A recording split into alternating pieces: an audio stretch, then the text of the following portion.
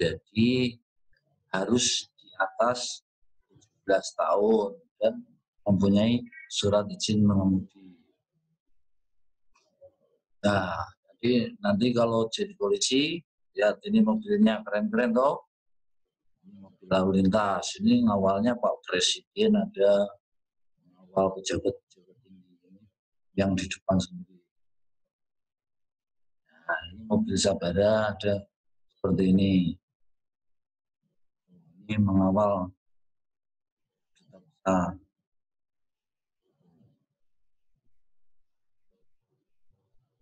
Sepeda. Selanjutnya, keselamatan lalu lintas dan angkutan jalan adalah suatu keadaan terhindarnya setiap orang dari risiko kecelakaan selama berlalu lintas yang disebabkan oleh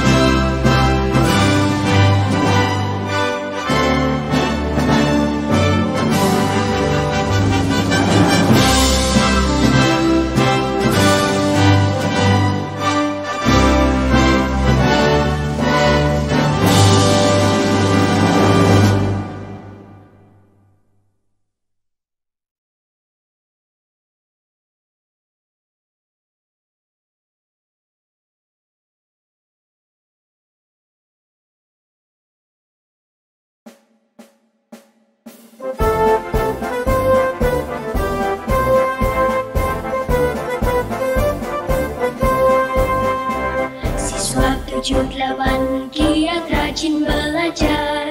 Siswa 78 tak kenalkan rintangan. Siswa 78 cintakan kedamaian.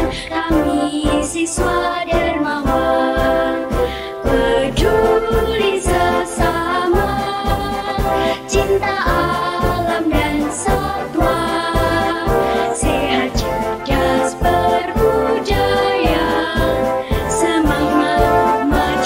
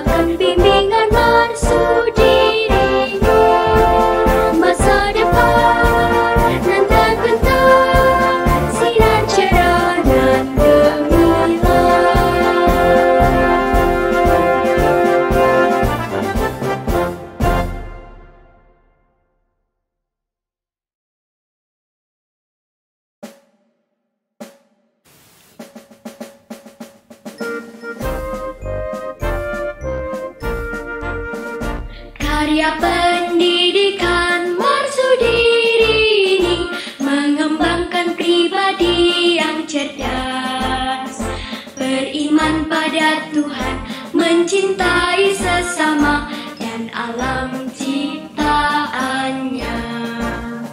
Karya pendidikan Marsudiri ini mengembangkan pribadi yang cerdas, beriman pada Tuhan, mencintai sesama dan alam ciptaannya.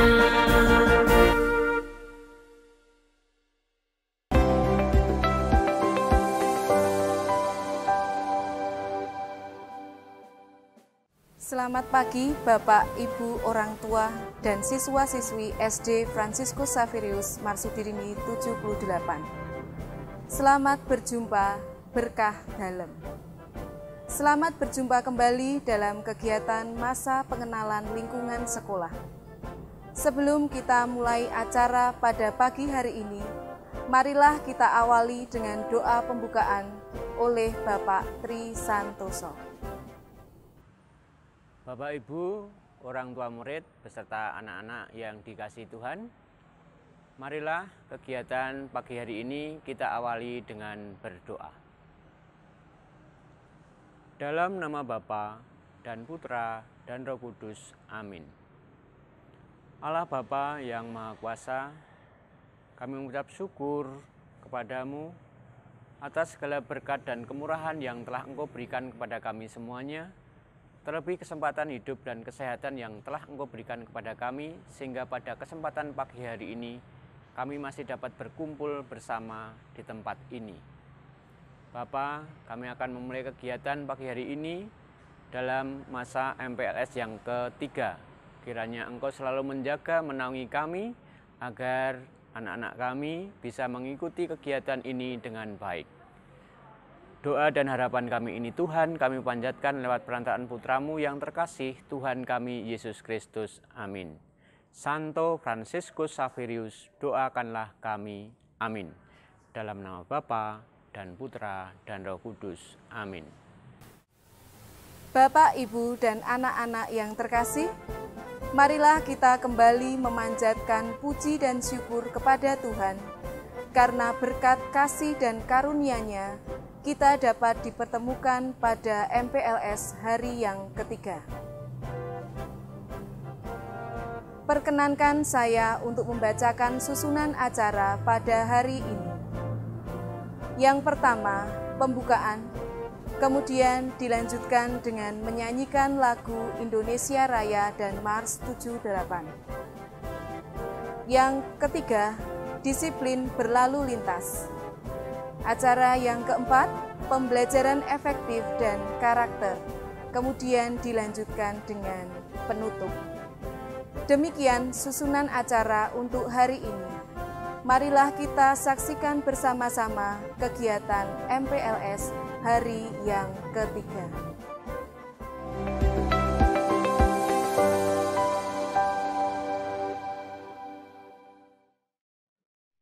Selamat pagi. Adik-adik, salam sejahtera bagi kita semua.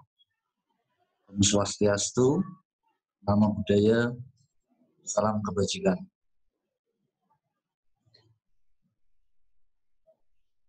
Pertama-tama, tak kenal maka tak sayang. Saya akan memperkenalkan diri. Nama saya Budi Prihanto. Pangkat saya Inspektur 2 Polisi. Jabatan Kanit Dikyasa Polres Salatiga. Alamat saya Jalan Soekarno-Hatta, Kelurahan Cebongan, Sudumukti, Kelurahan Cebongan, Argomulyo. Mohon maaf, salah. Pertama-tama, mungkin adik-adik kalau mau berkunjung atau bermain bisa ke rumah saya di alamat yang sudah saya sebutkan. Di sini kami selaku narasumber akan memberikan materi pada adik-adik mengenai keselamatan berlalu lintas. Bagaimana? Sebelumnya akan saya sampaikan dulu, barangkali adik-adik nanti ada yang menjadi polisi, seperti rekan-rekan jadi pejabat di kepolisian, jadi bisa mendaftar di kepolisian.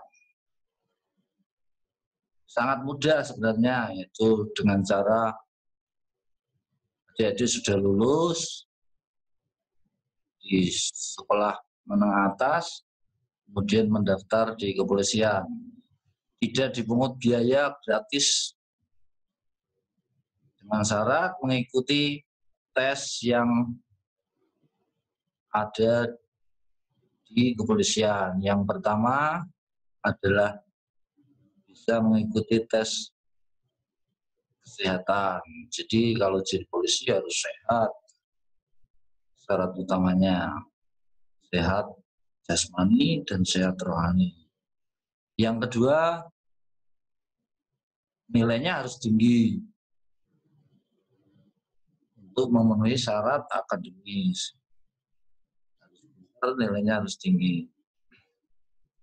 Yang ketiga, lulus tes jasmani. Yang keempat, lulus tes psikologi.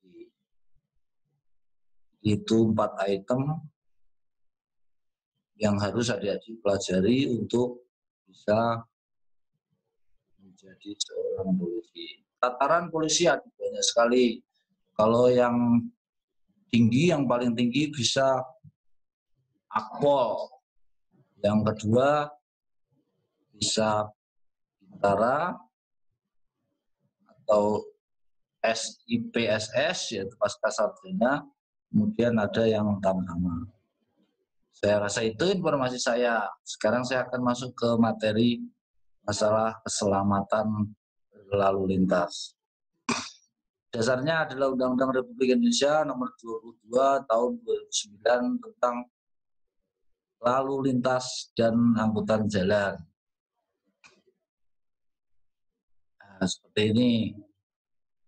Untuk anak-anak di bawah umur 17 tahun sebenarnya belum boleh menggunakan kendaraan bermotor.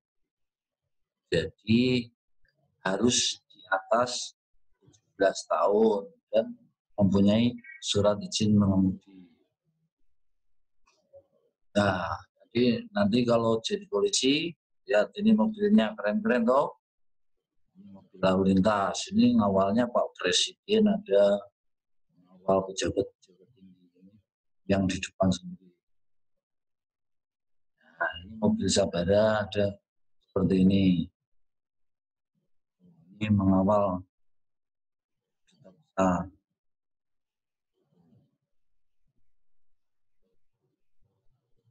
sepeda. Selanjutnya, keselamatan lalu lintas dan angkutan jalan adalah suatu keadaan terhindarnya setiap orang dari risiko kecelakaan selama berlalu lintas yang disebabkan oleh manusia, kendaraan, jalan, dan lingkungan.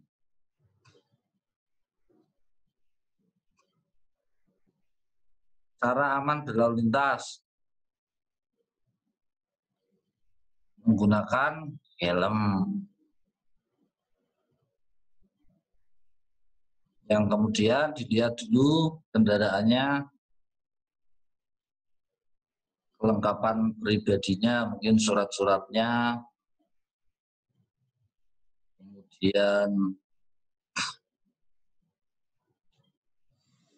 kemudian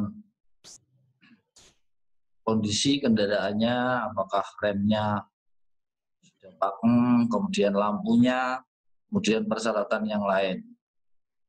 Itu selanjutnya, lalu lintas adalah gerakan kendaraan dan orang di ruang lalu lintas jalan.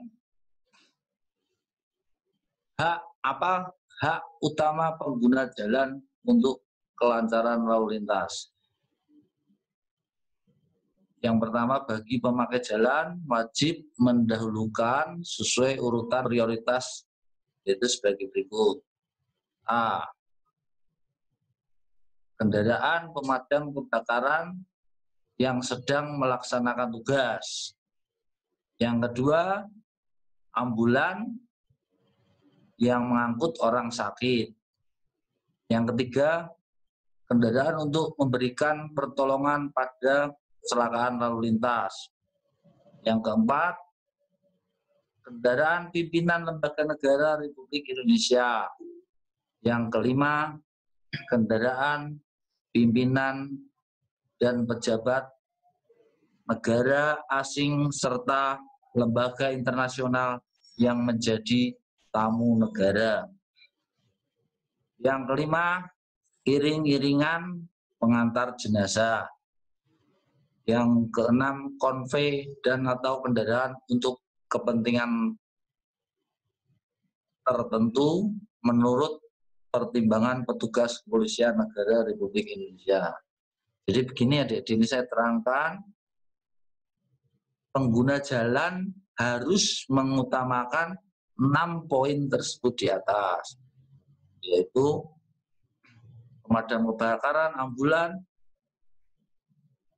memberikan pertolongan pada kecelakaan, kendaraan pimpinan lembaga negara, pejabat negara, pengantar jenazah,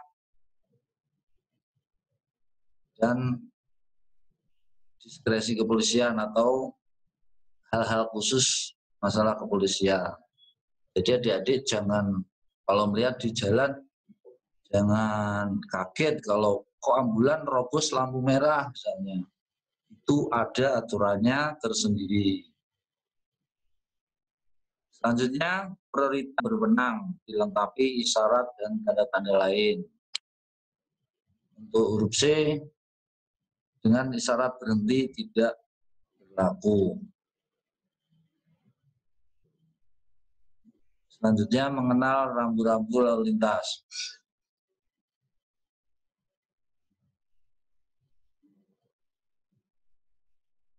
Mengenal rambu-rambu lalu lintas berarti kita ikut mendukung program keselamatan berlalu lintas. Pengertian rambu-rambu, itu rambu-rambu lalu lintas adalah salah satu dari perlengkapan jalan yang berupa lambang, huruf, angka, kalimat, perpaduan diantaranya sebagai peringatan, larangan, perintah, petunjuk bagi pemakai jalan. 4 jenis peringatan, larangan, perintah, petunjuk. Kayaknya terlalu rumit. Misalnya lampu merah, oh itu dilarang berhenti. Berarti adik-adik kalau di jalan raya, kalau lampu merah harus Kemudian lampu kuning, oh peringatan, berarti sudah mulai harus berhenti karena sebentar lagi pasti mengarah ke lampu merah. Kemudian lampu hijau, itu petunjuk untuk kendaraan jalan. Untuk biru, perintah. Seperti itu. Kenapa? Kalau misalnya jadi lampu merah jalan, nanti pasti terjadi kecelakaan lalu lintas. Jenis dan fungsi rambu. Jadi banyak sekali rambu-rambu lalu lintas yang harus dipelajari oleh adik-adik. Jadi kalau pas adik-adik sudah buat SIM, sudah umur 17 tahun, jadi sudah bisa. Oh ini lampunya merah berhenti misalnya seperti itu. Jadi adik-adik bisa menjadi polisi kecil. Misalnya adik-adik sedang boncengan sama ayahnya atau ibunya. Misalnya ibunya lupa kalau lampu merah itu harus berhenti, adik-adik bisa mengingatkan sama ayahnya, ayah lampu merah itu berhenti ya. Adik-adik ya. Sekarang akan saya jelaskan jenis dan fungsi rambu. Yang pertama, rambu peringatan. Digunakan untuk memberi peringatan kemungkinan ada bahaya atau tempat berbahaya di bagian jalan di depannya. Rambu peringatan ditempatkan sekurang-kurangnya pada jam 50 pada jarak 50 meter atau pada jarak tertentu sebelum tempat bahaya dengan memperhatikan lalu lintas, cuaca, dan keadaan jalan yang disebabkan oleh faktor geografis, geometris, permukaan jalan, dan kecepatan rencana jalan. Rambu peringatan dapat dilengkapi dengan papan tambahan. Warna dasar rambu peringatan berwarna kuning dengan lambang atau tulisan hitam. Gambar rambu peringatan. Nah, untuk coret atasnya ada titiknya, hati-hati. Kemudian orang nyebrang di zebra cross, peringatan banyak lalu lintas pejalan kaki menggunakan fasilitas penyeberangan. Kemudian ada orang merah sama hijau. Itu bagi pejalan kaki, yaitu peringatan, lampu isyarat, penyeberangan jalan. Jadi adik-adik kalau nyebrang juga melihat lampu lalu lintas. Jadi nyebrang aja di situ ada, oh merah berarti tidak boleh nyebrang, oh hijau adik-adik boleh nyebrang jalan. Dan harus di zebra cross. Rambu larangan digunakan untuk menyatakan perbuatan yang dilarang dilakukan oleh pemakai jalan. Rambu larangan ditempatkan sedekat mungkin dengan titik larangan dimulai. Rambu larangan dapat dilengkapi dengan papan tambahan. Warna dasar rambu larangan berwarna putih dan lambang atau tulisan berwarna hitam atau merah. Nah, seperti ini gambar rambu larangan. Jadi larangan ini buletan merah, kemudian ada strip putih, larangan masuk bagi kendaraan bermotor dan tidak bermotor.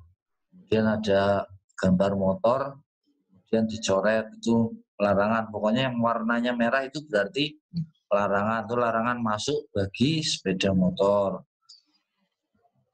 Terus ada huruf S, kemudian dicoret merah, itu larangan berhenti. Kemudian kalau ada huruf P, dicoret larangan parkir.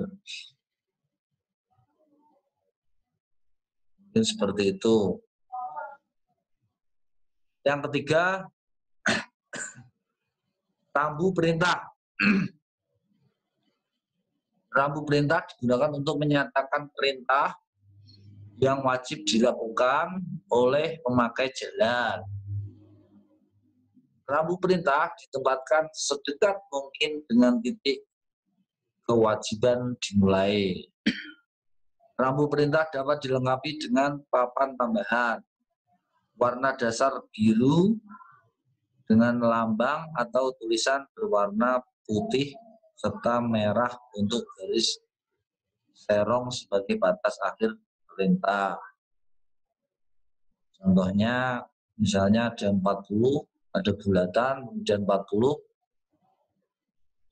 itu batas akhir kecepatan maksimum 40 km. Jadi tidak boleh lebih dari 40 km perjalanan kendaraannya. Kemudian ada panah, terus ada panah 2 itu batas akhir larangan mendahului kendaraan lain. Kemudian ada bulatan putih terus coret itu batas akhir semua larangan setempat terhadap kendaraan bergerak. Kemudian ada panah ke kiri tapi dasarnya biru, wajib mengikuti arah ke kiri. Kemudian ke bawah arahnya lajur, yaitu bagi jalan yang wajib dilewati. Kemudian putaran wajib mengikuti arah yang ditentukan pada bundaran. Nah, kalau bundaran itu biasanya ada di tanda-tanda rambu lalu lintas, ada di bundaran Ramayana, itu contohnya ada.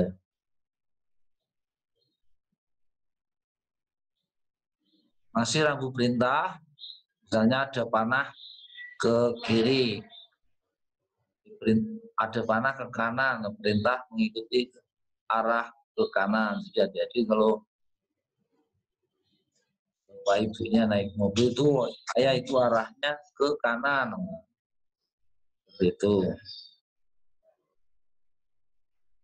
Saya rasa masih banyak lagi rambu-rambunya untuk diikuti. Nah, ini ada yang stop, ada berhenti. Berarti kalau ada tulisan stop, berhenti, misalnya digunakan pada operasi. Kemudian ada segitiga, itu berjalan, itu adalah larangan. Rambu perintah. Yang keempat adalah rambu petunjuk. Digunakan untuk menyatakan petunjuk jurusan, jalan, situasi, kota, tempat pengaturan, fasilitas, dan lain-lain bagi pemakai jalan. Selanjutnya, untuk menyatakan jarak dapat digunakan papan tambahan atau dicantumkan pada rambu itu sendiri. Nah, seperti ini ada orang menyeberang di zebra cross, yaitu petunjuk lokasi fasilitas penyeberangan pejalan kaki. Dan ada huruf P, petunjuk lokasi fasilitas parkir. Kemudian ada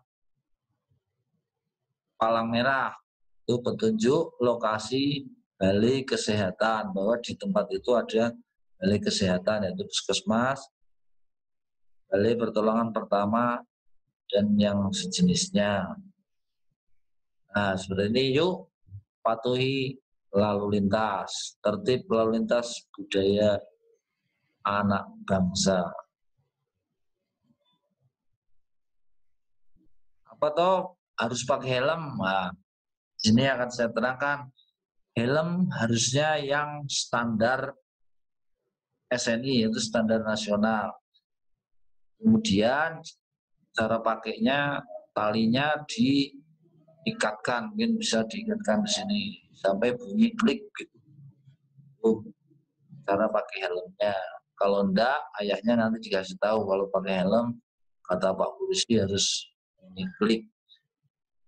kalau helm yang standar nasional. Di dalam peraturan lalu lintas, semua yang mengendarai kendaraan bermotor wajib, ya, jadi ya wajib memakai helm. Jadi adik-adik biar dibonceng sama ayahnya, kalau tidak pakai helm jangan mau ya, harus pakai helm, kata Pak Polisi. Baik yang mengemudi berarti ayahnya juga harus pakai helm, kemudian adik yang dibonceng juga harus memakai helm.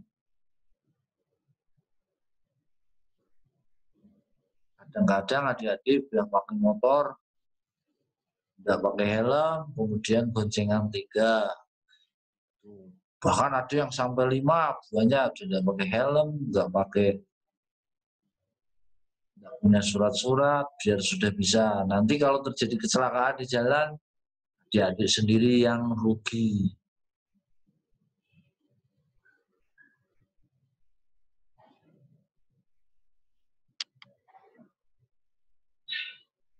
Selanjutnya adalah marka jalan.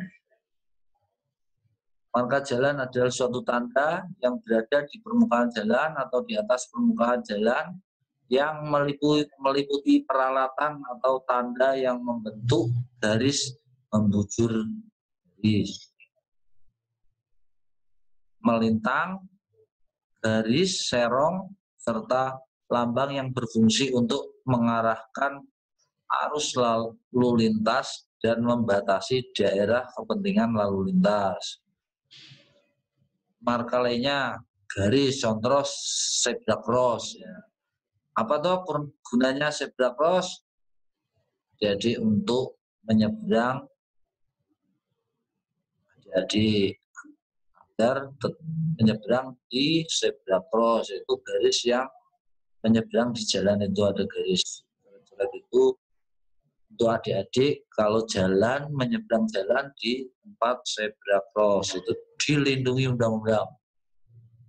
Ya adik-adik kalau nyebrang silakan cari yang ada zebra cross-nya. Kemudian paku jalan sebagai pemisah jalur. Kalau adik-adik naik mobil sama ayahnya apa ibunya itu, kalau nyebrang sedikit itu pasti ada gerunjalan, geruduk-geruduk. Itu kalau ayahnya masih jalan terus kasih tahu bahwa itu sudah pemisah jalan antara kanan dengan kiri. Kemudian bentuk lajur khusus sepeda. Di Salatiga sudah banyak sekarang lajur khusus sepeda di jalanan ini, di panjang jalan sudah ada. Itu lajur khusus sepeda, ada gambarnya sepeda-sepeda itu di pinggir-pinggir jalan. Sedangkan adik-adik kalau pakai sepeda bisa di lajur itu.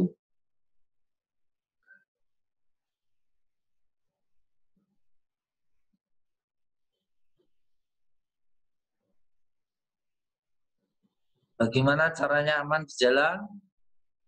Tips selama berlalu lintas. Yang pertama, adik-adik harus berdoa kepada Tuhan Yang Maha Esa. Kemudian yang kedua, yakinkan diri kita dalam kondisi sehat jasmani dan rohani, serta tidak terpengaruh obat-obatan atau alkohol. Yang ketiga, perlengkapan diri kita, yaitu helm sebagai pengaman, SIM,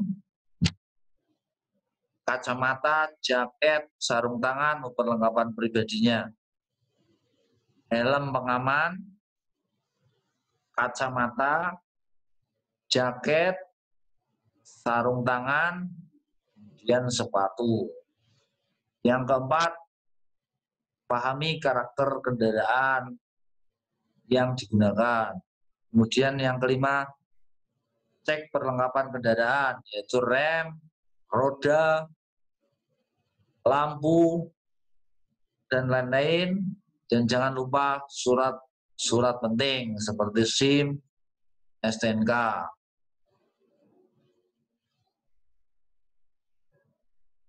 Tip aman sebelum berkendara.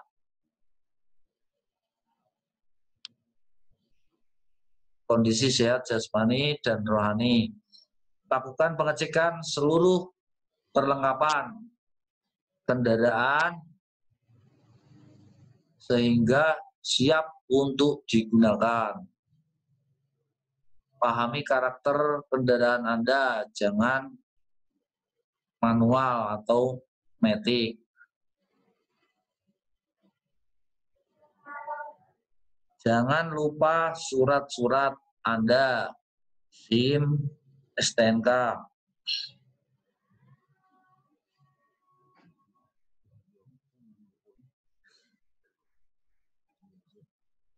Kesimpulan, yaitu sadar, sabar, dan solider dalam berlalu lintas.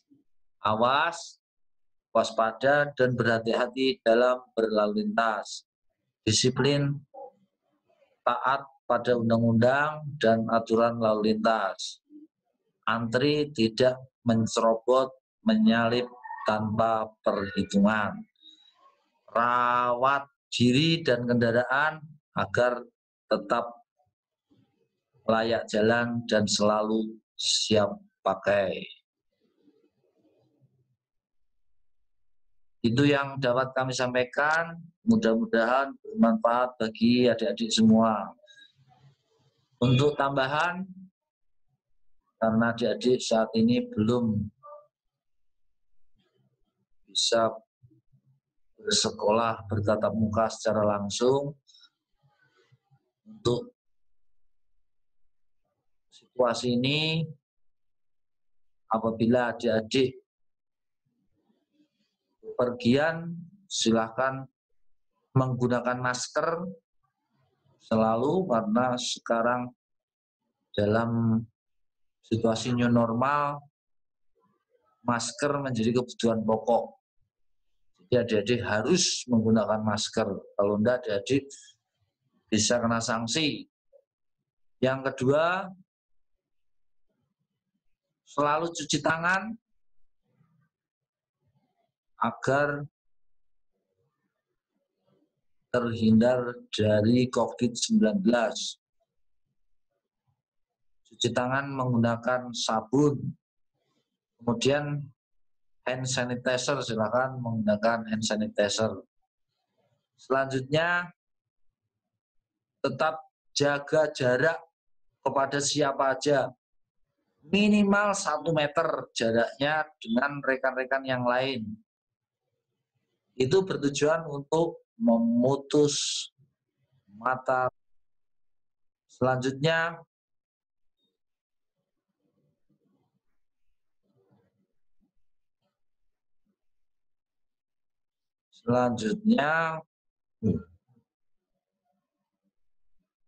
jaga jarak, cuci tangan, kemudian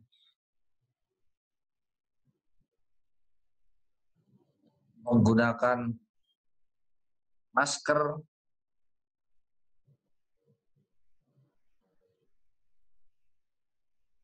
Saya rasa itu.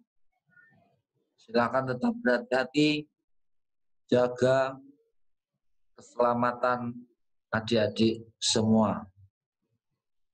Itu yang bisa saya sampaikan, semoga bermanfaat bagi adik-adik semua. Selamat belajar, semoga adik-adik menjadi generasi penerus yang bermanfaat bagi bangsa dan negara.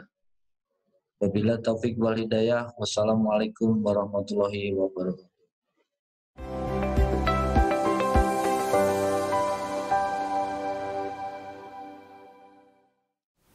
Selamat pagi Bapak Ibu orang tua siswa dan siswa-siswi SD Fransiskus Xaverius Marsudiri 78, khususnya untuk anak-anakku kelas 1 yang baru. Perkenankan, pagi hari ini Bunita akan menjelaskan tentang bagaimana pembelajaran efektif khususnya bagi anak-anakku kelas 1. Selama pandemi, metode pembelajaran yang akan digunakan adalah metode pembelajaran secara jarak jauh atau yang sering disebut dengan daring. yaitu melalui video pembelajaran, Google Form, Google Dokumen, tugas portofolio, dan fasilitas WA Group orang tua. Video pembelajaran di sini bisa kita ambil bahwa video pembelajaran ini nanti akan berisi tentang materi pembelajaran yang akan dibuat dan dibawakan oleh guru yang bersangkutan. Kemudian video pembelajaran juga bisa berasal dari media online seperti YouTube dan sebagainya. Kemudian untuk Google Form. Pada fasilitas Google Form digunakan ketika nanti anak-anak akan menghadapi bentuk penilaian harian atau yang sering kita sebut sebagai ulangan. Dalam Google Form itu berupa pilihan ganda atau dengan jawaban yang singkat. Pada fasilitas Google Dokumen ini akan digunakan untuk menyampaikan materi dalam format PDF atau format Word. Kemudian untuk tugas portofolio ini berisi lembar kerja peserta didik yang tidak bisa dilakukan melalui daring atau dalam jaringan, seperti contohnya misalnya menggambar atau praktek menulis, kemudian membuat hasil karya. Dan satu lagi, fasilitas WA Group orang tua ini sangat penting sekali.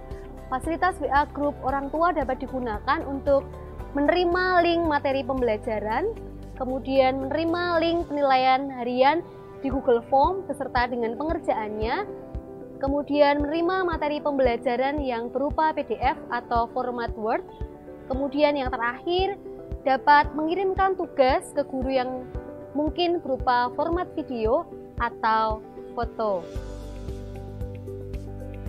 Bapak Ibu, orang tua dan anak-anak yang terkasih, khususnya anak-anak kelas 1, dalam pembelajaran ini nanti kalian masih menggunakan kurikulum yang mengacu pada kurikulum 2013, yaitu dengan model pembelajaran tematik. Pembelajaran tematik adalah penggabungan dari beberapa muatan pelajaran secara terpadu atau saling berkaitan. Muatan pelajaran yang ada diantaranya PKN, Bahasa Indonesia, Matematika, SPDP, Seni Budaya, dan Prakarya, kemudian ada PJOK, Pendidikan Jasmani, Olahraga, dan Kesehatan. Selain muatan pelajaran pokok, ada beberapa muatan lokal, diantaranya ada Bahasa Jawa, kemudian ada muatan lokal tambahan karena sekolah kita mengacu pada sekolah adiwiyata, maka ada pembelajaran secara khusus yaitu PLH, Pendidikan Lingkungan Hidup. Dan untuk menumbuhkan karakter bagi anak-anak, kami juga mengambil karena ciri khas khusus dari Marsudiri ini, maka sekolah ini juga akan mengambil muatan pelajaran yaitu Pendidikan Agama Katolik dan Kemarsudirinian. Kemudian ada satu ekstra muatan pelajaran yaitu Bahasa Inggris. Muatan kurikulum kelas 1 sama seperti tahun-tahun sebelumnya, dalam satu pembelajaran muatan kurikulumnya terdiri dari 8 tema yang terbagi 2 semester, pada semester ganjil dan semester genap. Pada semester ganjil terdiri dari 4 tema, sedangkan pada semester genap terdiri juga 4 tema. Dalam satu tema akan membutuhkan kurang lebih 4 minggu. Dalam satu tema juga terdiri dari 4 subtema. Tiap subtema terdiri dari 6 pembelajaran yang akan berlangsung kurang lebih waktunya 1 minggu. Dan di akhir subtema pembelajaran pasti nanti kita akan mengadakan penilaian harian atau yang sering kita sebut sebagai ulangan. Bapak Ibu orang tua yang terkasih, saya mohon kepada Bapak Ibu semuanya untuk bisa bekerja sama menyesuaikan bagaimana pembelajaran jarak jauh ini. Tentunya masih banyak kekurangan dari saya dan harapannya mari kita belajar dan bekerja sama-sama untuk menyikapi kondisi ini Semoga pandemi ini segera teratasi dan pembelajaran akan dilaksanakan seperti sedia kala. Terima kasih, Tuhan memberkati.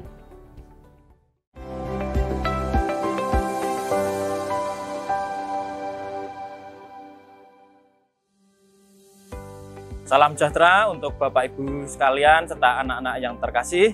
Di kesempatan ini saya akan menyampaikan karakter-karakter yang ada di SD Marsudirini 78. Karakter yang pertama adalah religius.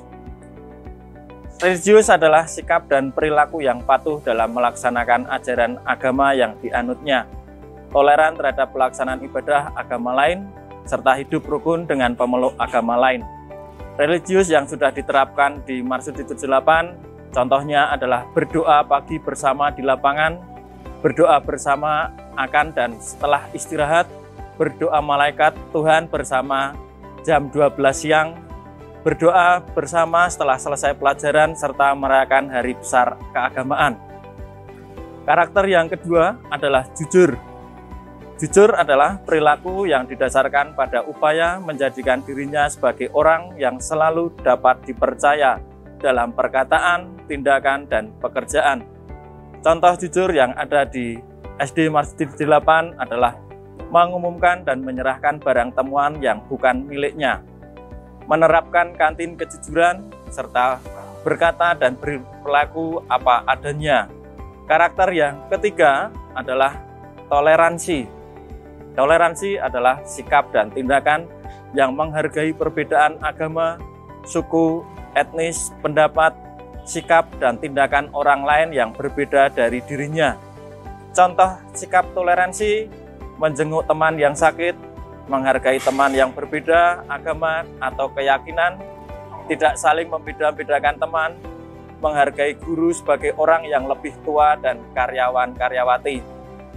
Yang selanjutnya adalah disiplin. Disiplin adalah tindakan yang menunjukkan perilaku tertib dan patuh pada berbagai ketentuan dan peraturan.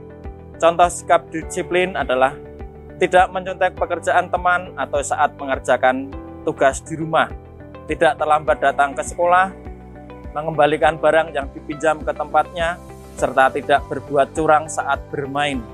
Kemudian karakter yang selanjutnya adalah kerja keras. Kerja keras adalah perilaku yang menunjukkan upaya sungguh-sungguh dalam mengatasi berbagai hambatan belajar, tugas, dan menyelesaikan tugas dengan sebaik-baiknya. Contoh sikap kerja keras adalah belajar yang rajin di sekolah, mengerjakan ulangan sendiri, serta belajar yang rajin untuk mencapai nilai tertinggi dan cita-cita. Karakter yang selanjutnya adalah kreatif. Kreatif adalah berpikir dan melakukan sesuatu untuk menghasilkan cara atau hasil baru dari sesuatu yang telah dimiliki. Contohnya adalah membuat hasil karya, menciptakan barang yang dapat bermanfaat, serta tanggap terhadap situasi sekitar. Karakter yang selanjutnya adalah mandiri. Mandiri adalah sikap dan perilaku yang tidak mudah tergantung pada orang lain dalam menyelesaikan tugas-tugasnya. Contohnya adalah mengerjakan tugas-tugas sekolah, mandiri untuk meraih hasil yang baik, serta mandiri untuk bertanya kepada guru. Karakter yang selanjutnya adalah demokratif. Demokratif adalah cara berpikir, bersikap, dan bertindak yang menilai sama hak dan kewajiban dirinya dan orang lain. Contohnya adalah memilih ketua kelas dengan musyawarah, menghargai pendapat teman atau orang lain, serta membuat jadwal piket secara bergilir. Karakter yang selanjutnya adalah rasa ingin tahu. Rasa ingin tahu adalah sikap dan tindakan yang selalu berupaya untuk mengetahui lebih mendalam dan meluas dari sesuatu yang dipelajari, dilihat, maupun didengar. Contohnya adalah selalu bertanya kepada guru, mencoba hal-hal yang baru, serta mempelajari dan mendalami ilmu yang didapat. Karakter yang selanjutnya adalah cinta tanah air, yaitu berpikir, bersikap, dan berbuat yang menunjukkan kesetiaan, kepedulian, dan penghargaan yang tinggi terhadap bangsa, lingkungan fisik, sosial, budaya, ekonomi, dan politik bangsa. Contohnya adalah mengikuti upacara bendera dengan tertib, serta belajar dengan sungguh-sungguh. Karakter yang selanjutnya adalah menghargai prestasi, di mana sikap itu dan tindakan yang mendorong dirinya untuk menghasilkan sesuatu yang berguna bagi masyarakat, mengakui dan menghormati keberhasilan orang lain. Contohnya adalah memberikan komentar yang positif dan memberikan masukan yang positif. Karakter yang selanjutnya adalah bersahabat atau komunikatif. Tindakan yang memperlihatkan rasa senang bicara, bergaul, dan bekerja sama dengan orang lain.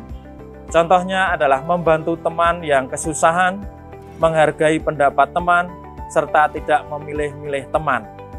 Karakter yang selanjutnya adalah cinta damai, di mana sikap, perkataan, dan tindakan yang menyebabkan orang lain merasa senang dan aman atas kehadiran dirinya.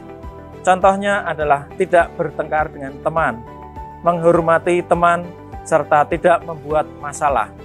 Karakter yang selanjutnya adalah gemar membaca. Kebiasaan untuk menyediakan waktu untuk membaca berbagai bacaan yang memberikan kebajikan diri sendiri. Contohnya adalah melaksanakan program literasi, membiasakan membaca 15 menit sebelum pelajaran, serta setiap kelas membuat mading. Karakter selanjutnya adalah peduli lingkungan. Sikap dan tindakan yang selalu berupaya mencegah kerusakan pada lingkungan alam di sekitarnya dan mengembangkan upaya-upaya memperbaiki alam yang sudah rusak. Contohnya adalah membuang sampah pada tempatnya, tidak merusak tanaman dan fasilitas sekolah, melaksanakan piket kelas dan halaman, serta merawat tanaman yang ada di sekolah. Karakter yang selanjutnya adalah peduli sosial. Sikap dan tindakan yang selalu ingin memberi bantuan pada orang lain dan masyarakat yang membutuhkan. Contohnya, membantu teman yang kesusahan dalam belajar, meminjamkan alat tulis pada teman yang membutuhkan, serta menjaga kebersihan sekolah bersama. Karakter yang selanjutnya adalah tanggung jawab. Sikap dan tindakan seseorang untuk melaksanakan tugas dan kewajiban yang seharusnya dia lakukan terhadap diri sendiri, masyarakat, lingkungan, negara, dan Tuhan Yang Maha Kuasa. Contohnya adalah mematuhi semua tata tertib sekolah, belajar dengan tekun dan giat, serta mengerjakan tugas ataupun PR. Demikian karakter-karakter yang ada di SD Marsudiri 78. Diharapkan semua siswa dapat menerapkan dalam kehidupan di sekolah, keluarga, maupun di masyarakat. Terima kasih. Salam sejahtera.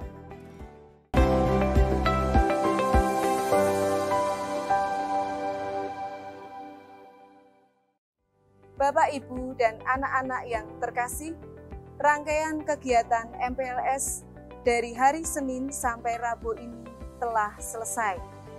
Mohon maaf jika ada kesalahan ataupun ucapan yang kurang berkenan. Semoga dengan kegiatan MPLS yang telah kita lalui bersama, kita semakin mengenal dan mencintai sekolah kita, SD Fransiskus Xaverius Marsudirini 78. Sampai jumpa, berkah dalam. Bapak, Ibu, dan anak-anak yang dikasihi Tuhan, marilah kegiatan kita pagi hari ini kita akhiri bersama dengan berdoa kepada Tuhan. Dalam nama Bapa dan Putra dan Roh Kudus. Amin. Allah Bapa yang Maha Kuasa dan Maha Pengasih, kembali kami bersyukur kepadamu atas penyertaan-Mu, pendampingan-Mu dalam kegiatan MPLS yang ketiga ini. Terima kasih kami semua, Engkau telah memampukan kami semuanya, sehingga anak-anak kami bisa mengikuti kegiatan ini dengan baik. Kami semua akan meninggalkan sekolahan ini untuk menuju ke rumah kami masing-masing. Kiranya Engkau selalu menjaga, menaungi kami, sehingga kami sampai di rumah dengan selamat. Ini semua kami panjatkan lewat perantaraan Putra-Mu yang terkasih, Tuhan kami, Yesus Kristus. Amin. Santo Fransiskus Xaverius, doakanlah kami. Amin.